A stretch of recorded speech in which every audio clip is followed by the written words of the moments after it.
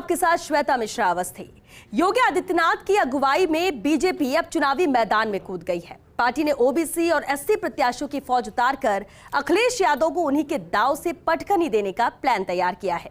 बड़े पैमाने पर सिटिंग एमएलए के टिकट काटने की संभावना को भी दरकिनार कर पार्टी में किसी भी तरह के अंतर्विरोध को थामने की कोशिश भी की है। 5 साल सत्ता में रहने के बाद जब बीजेपी चुनाव मैदान में उतरी है तो जाहिर है कि उसकी रणनीति दमदार नजर आ रही है। सत्ता संग्राम में बीजेपी के विक्ट्री मीटर से भी रूबरू कराएंगे स्पेशल शो इलेक्शन एक्सप्रेस में।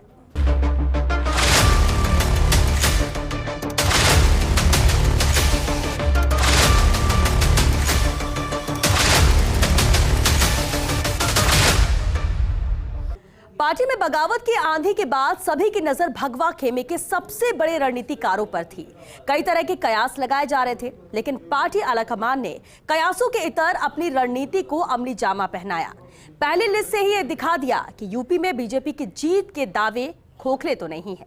ये रिपोर्ट देखिए। चेहरा नंबर 1 योगी आदित्यनाथ, बीजेपी के सबसे हाई प्रोफाइल प्रत्याशी। वर्तमान पहचान यूपी के मुख्यमंत्री, विधानसभा क्षेत्र गोरखपुर शहर। चेहरा नंबर 2 केशव प्रसाद मौर्य, बीजेपी के दूसरे नंबर के हाई प्रोफाइल प्रत्याशी। वर्तमान पहचान यूपी के डिप्टी सीएम, विधानसभा क्षेत्र प्रयागराज सिराथू। चेहरा नंबर 3 बेबी रानी मौर्य, बीजेपी की एक और हाई प्रोफाइल प्रत्याशी। वर्तमान पहचान पूर्व राज्यपाल उत्तराखंड, विधानसभा क्षेत्र आगरा देहात। चेहरा नंबर 4 श्रीकांत शर्मा, बीजेपी के बड़े सवर्ण चेहरे। वर्तमान पहचान ऊर्जा मंत्री, सरकार के प्रवक्ता, विधानसभा क्षेत्र मथुरा। चेहरा नंबर 5 पंकज सिंह, रक्षा मंत्री राजनाथ सिंह के बेटे। वर्तमान पहचान पार्टी के हाई प्रोफाइल विधायक, विधानसभा क्षेत्र नोएडा। ये उन योद्धाओं का परिचय है जिन पर पहले और दूसरे चरण के मतदान के बाद गणना में सबकी नजर रहेगी। ये वो चेहरे हैं जिन्हें बीजेपी जीत की गारंटी मानकर चल रही है। पार्टी ने इन चेहरों को सिर्फ जीतने के लिए ही नहीं, बल्कि इनकी छवि और प्रभाव के दम पर प्रदेश की कई सीटों का रुख बदलने का दांव खेला है। सबसे पहले बात सीएम योगी आदित्यनाथ की। उम्मीद थी कि सीएम योगी आदित्यनाथ को अयोध्या से लड़ाकर हिंदुत्व के मुद्दे को मजबूत किया जाएगा, लेकिन पार्टी ने गोरखपुर से उनका टिकट फाइनल कर पूर्वांचल में उनकी छवि को भुनाने का दांव चला है।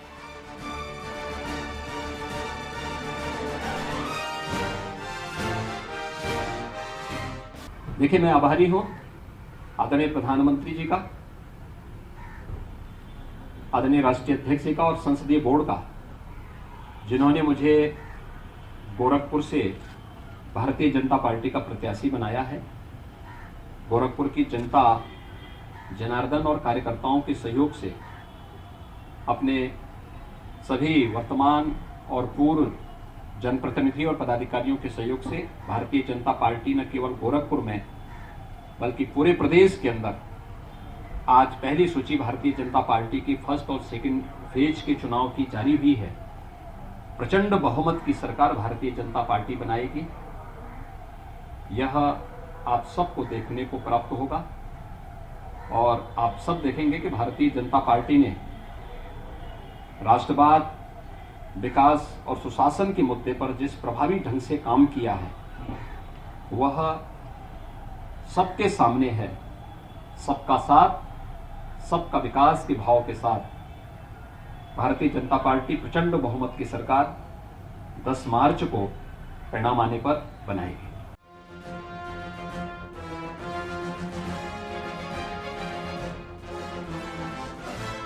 स्वामी प्रसाद मौर्य की बेवफाई की भरपाई के लिए केशव प्रसाद मौर्य से पार्टी की उम्मीदें ज्यादा बढ़ गई हैं। ऐसे में उन्हें प्रयागराज के सिराथू से उतारा गया है। केशव प्रसाद के चुनाव लड़ने से ओबीसी वर्ग में क्लियर कट मैसेज जाएगा कि केशव प्रसाद मौर्य का स्थान पार्टी में निर्विवाद रूप से नंबर 2 है।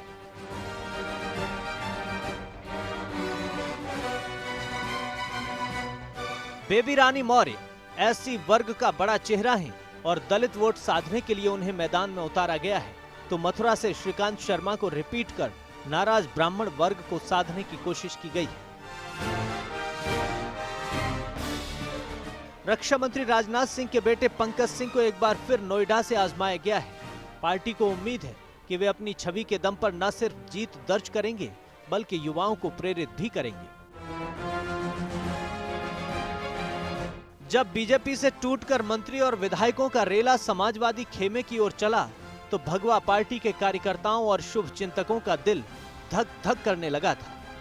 अखिलेश यादव इसे यूपी की जीत की गारंटी बता रहे थे, 400 सीट जीतने का दावा कर रहे थे। लेकिन जैसे ही बीजेपी ने पहले 2 चरण के लिए 107 प्रत्याशियों की सूची जारी की तो अखिलेश बोले, जिनका टिकट कटा है बीजेपी के उन एमएलए के लिए समाजवादी पार्टी में कोई जगह नहीं है। 5 साल सत्ता में रहने के बाद चुनाव में जाना किसी भी पार्टी के लिए चुनौती भरा काम होता है। नाराज कार्यकर्ताओं को मोटिवेट करने से लेकर विधायकों और मंत्रियों के खिलाफ बनी एंटी इनकम्बेंसी को मैनेज करना आसान काम नहीं होता। बीजेपी छोड़कर गए मंत्री और विधायकों के पीछे भी यही गणित माना जा रहा है। ऐसे में बीजेपी ने बड़े पैमाने पर पुराने प्रत्याशियों को रिपीट करके संगठन के स्तर पर किसी तरह के असंतोष को थामने और दमदार चेहरों के दम पर फिर सरकार बनाने की तैयारी की है। Bureau report, post India news. BJP चुनाव में पूरी तैयारी के साथ उतर गई है। पार्टी से बगावत को थामने और चुनाव में पूरे दमखम से उतरने की कवायद में पार्टी आलाकमान जुट गया है। प्रत्याशियों के चयन से लेकर सभी मुद्दों पर पूरी मजबूती से चुनाव में उतरने की तैयारी है। अब सवाल यह है कि वो कौन से मुद्दे हैं जिनके दम पर भगवा खेमा 300 प्लस का दावा कर रहा है। आइए आपको दिखाते हैं बीजेपी का विक्ट्री मीटर। बात जहां तक बीजेपी की सोशल इंजीनियरिंग की है तो भले ही भाजपा को आज भी सवर्णों की पार्टी कहा जाता है, लेकिन आंकड़े इसके उलट हैं। भगवा खेमा जिसकी जितनी साझेदारी उसकी उतनी हिस्सेदारी के फॉर्मूले पर आगे बढ़ चुका है। सत्ता से संगठन तक एससी, ओबीसी और सवर्ण वर्ग की सोशल इंजीनियरिंग नजर आती है।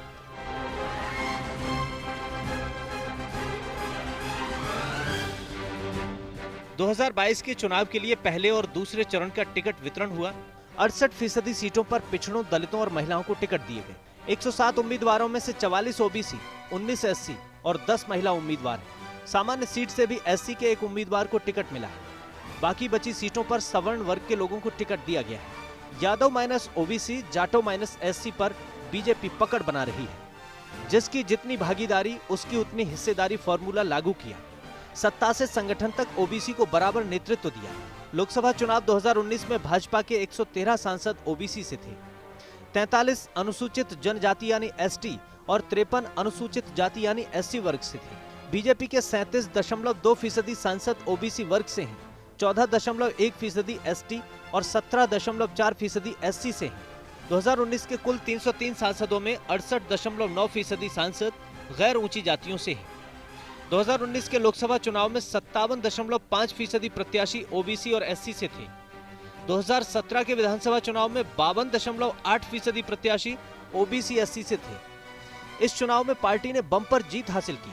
2020 में इन्हीं वर्गों में से 50% लोगों को पार्टी पदाधिकारी बनाया गया।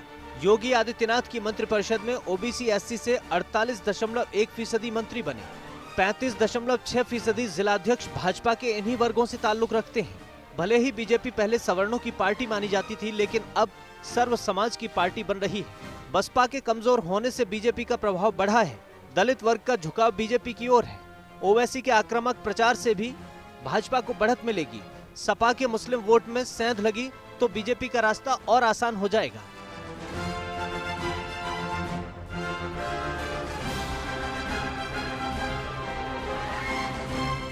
बीजेपी के विक्ट्री मीटर पर अगला मुद्दा है हिंदुत्व का। भले ही भाजपा विकास के मॉडल को आगे रखकर जनता से मुखातिब होती है, लेकिन हिंदुत्व के मुद्दे पर पार्टी ने अपनी पकड़ पहले से ज्यादा मजबूत की है। राम मंदिर से लेकर विश्वनाथ कॉरिडोर का उद्घाटन हो या मथुरा को नया मुद्दा बनाने की कोशिश, बीजेपी का इस मुद्दे पर फोकस बराबर है।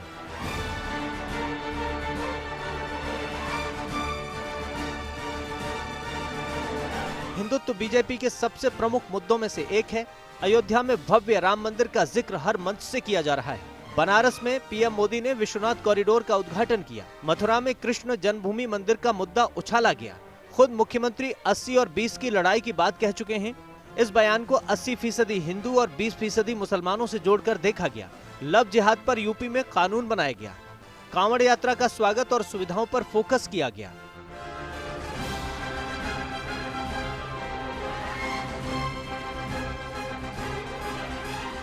इसमें कोई शक नहीं कि उत्तर प्रदेश जैसे देश के सबसे ज्यादा जनसंख्या वाले राज्य में विकास की दरकार लंबे वक्त से रही है। प्रदेश के युवा रोजगार की तलाश में अलग अलग राज्यों में भटकते नजर आते हैं। ऐसे में बीजेपी ने विकास का खाका खींचकर प्रदेश के युवा मन में उम्मीदें जगाने की कोशिश की है और विकास के मुद्दे को बीजेपी इन चुनावों में भुनाना चाहेगी। तो आइए विकास के मुद्दे पर नजर डालते हैं बीजेपी के विक्ट्री मीटर पर।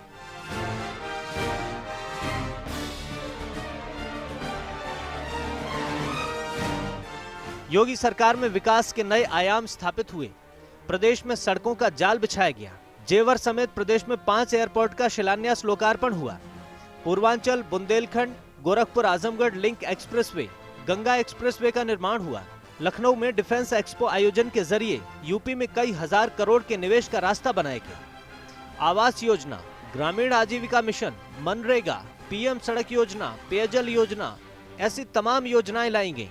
शिक्षा के लिए नए नए स्कूल खोले गए। विदेशी निवेश के लिए माहौल बनाया गया। रक्षा उत्पादन के लिए डिफेंस कॉरिडोर बने।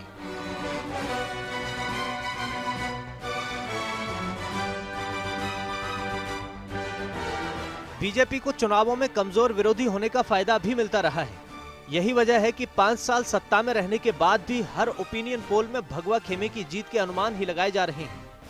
यूपी में भी विरोधी पार्टियों के सामने कैडर की कमजोरी और नेतृत्व की कमी की समस्या नजर आती है। हालांकि मुख्य मुकाबले में खड़ी समाजवादी पार्टी के पास अखिलेश यादव के रूप में युवा चेहरा जरूर है, लेकिन पार्टी के मुख्य रणनीतिकार मुलायम सिंह यादव अब हाशिए पर हैं। अखिलेश के चाचा शिवपाल यादव ने भले ही समझौता कर लिया है, लेकिन अब भी विश्वास की कमी दोनों ओर नजर आ रही है। पिछले वक्त में बीएसपी की ताकत भी आश्चर्यजनक रूप से कमजोर हुई है। जहां तक कांग्रेस का सवाल है तो ये पार्टी अब भी जमीन पर पहचान के लिए संघर्ष कर रही है।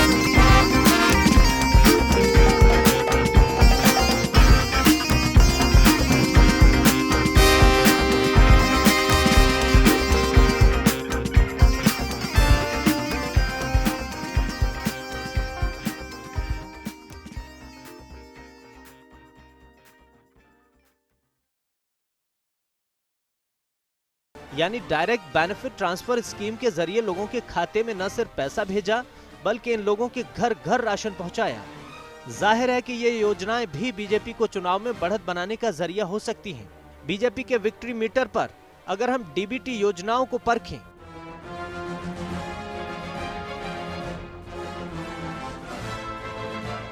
तो कोरोना काल में गरीबों के लिए घर घर राशन पहुंचाया गया। गरीबों को डायरेक्ट बेनिफिट ट्रांसफर के द्वारा आर्थिक मदद की गई। ई श्रम कार्ड के जरिए फंड ट्रांसफर किया गया। किसान सम्मान निधि का ट्रांसफर जारी है। शादी अनुदान, छात्रवृत्ति, महिला, वृद्धावस्था और दिव्यांगजन पेंशन, कन्या सुमंगला योजना, अटल पेंशन, पीएम सुरक्षा, पीएम जीवन ज्योति, ज्योति बीमा, पीएम जीवन प्रमाण पेंशन योजना।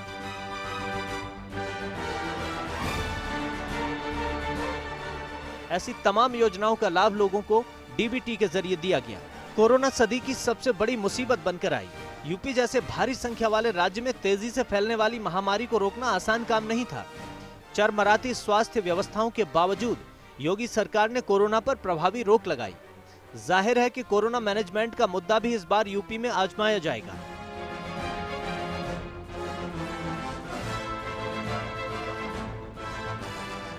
बीजेपी के विक्ट्री मीटर पर अगर हम कोरोना कंट्रोल को तौलें तो कोरोना कंट्रोल में योगी सरकार ने जबरदस्त काम किया। बीमारी को फैलने से रोकने में सफलता मिली। विशेषज्ञों की आशंकाओं को झूठा साबित किया।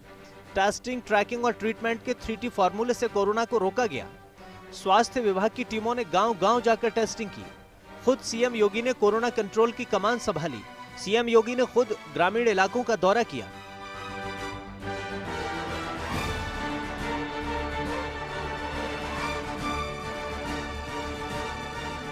पिछले लगभग एक दशक में बीजेपी ने खुद को चुनाव जिताऊ पार्टी के तौर पर स्थापित किया है। जनता के मन को भांपना, जातिगत समीकरणों को साधना, मुद्दों का सही इस्तेमाल करना और 24 घंटे चुनाव की तैयारियों में लगे रहना इस पार्टी को अजेय बनाता आ रहा है। लेकिन यूपी की सियासी तासीर भी किसी से छिपी नहीं है। यहाँ की जनता के मन में क्या चल रहा है, अंदाजा लगाना इतना आसान नहीं होता। ऐसे में देखना होगा कि क्या वाकई तमाम टोटकों और सियासत की किंवदंतियों को दरकिनार कर भगवा खेमा विजय पताका फहराएगा। Bureau report, First India news.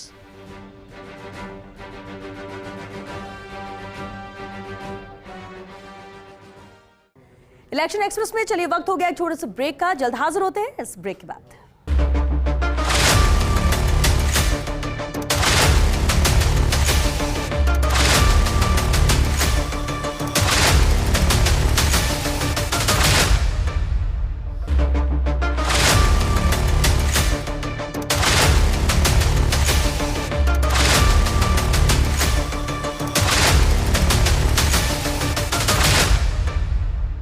कभी मथुरा तो कभी अयोध्या, मीडिया में तमाम तरह की अटकलें थीं, लेकिन बीजेपी आलाकमान के मंथन के बाद सीएम योगी को गोरखपुर शहर से लड़ाने का फैसला किया गया।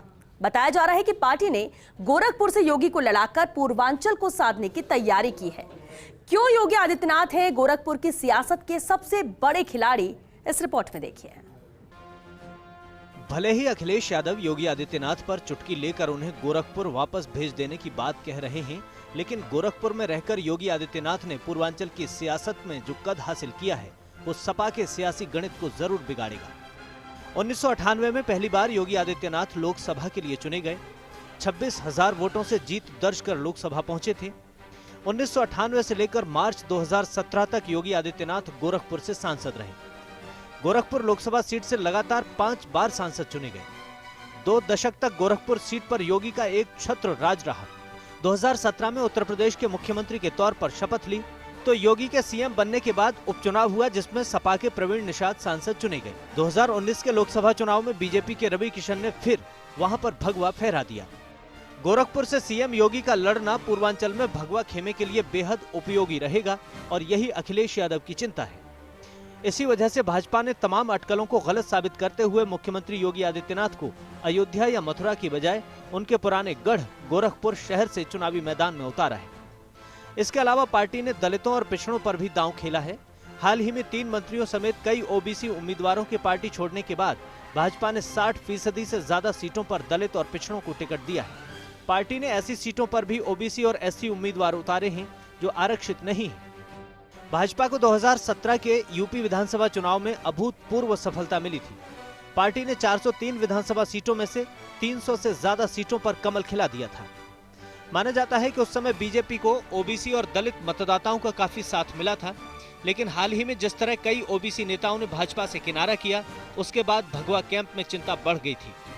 सपा में शामिल होने के बाद शुक्रवार को स्वामी प्रसाद मौर्य ने अखिलेश यादव की मौजूदगी में चुनाव को अगड़ों और पिछड़ों की लड़ाई बताने की कोशिश की।